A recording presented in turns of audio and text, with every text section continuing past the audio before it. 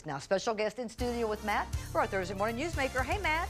Thanks, Di. I appreciate it. Hey to you. I'll tell you what, about 9 o'clock our time, we're expecting a huge decision to come down from the United States Supreme Court. It's all about the new health care law.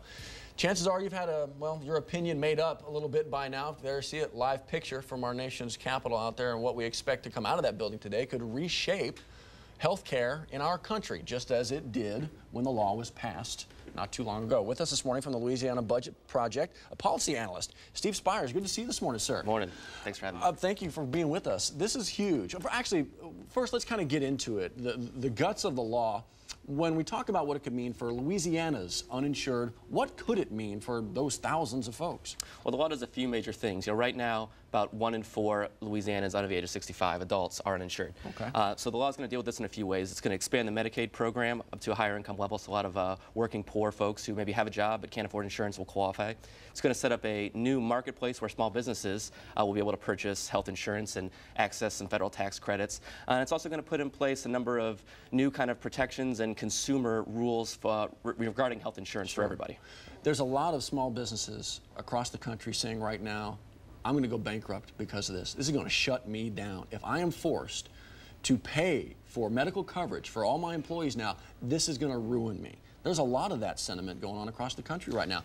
When you look at that, how do you balance that? How do you weigh that? There's a lot of controversy about the law, a lot of folks who are worried about costs, and that's why this individual mandate portion is so important, because if everybody buys insurance and the risk is spread around, then rates should be lower for everybody, and this will help a lot of small businesses be able to purchase affordable coverage that's not available to them today. When they look at the other side of that argument as well, there's a lot of folks saying, how can the federal government make me buy anything? How can they mandate that I take money out of my pocket when I don't feel it's necessary and purchase health care insurance? A lot of people use the car insurance debate with this. There's a lot of sentiment both ways right now. That's true. I also think it's important to remember that, folks that don't have insurance, they go to the hospital and they have to either pay those bills, and if they can't, a lot of times it's picked up by taxpayers or by people who have insurance.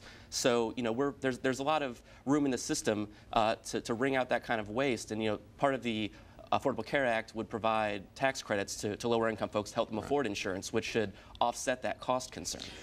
There's a couple things that could happen today. They could say everything's fine. The Supreme Court, the 9 justices, everything's fine. They could strike down the individual mandate. They could overturn the whole thing as unconstitutional. When you look at the law and you look at the landscape right now, what do you think is going to happen 9 o'clock our time?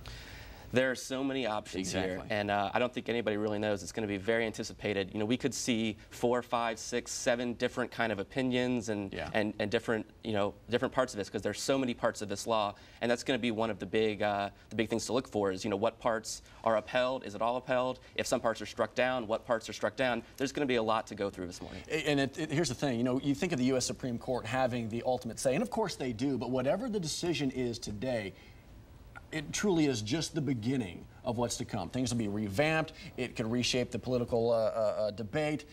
It's just the beginning, regardless of how they decide to go. Steve, I know you're going to be watching very eagerly this morning, along with a lot of us. Thank you for coming in and kind of breaking it down and explaining it a bit more. Good to see you this morning. Thank you. All right, Steve Spires with the Louisiana Budget Project. All right, stay with us. Coming back, more of 9 News this morning.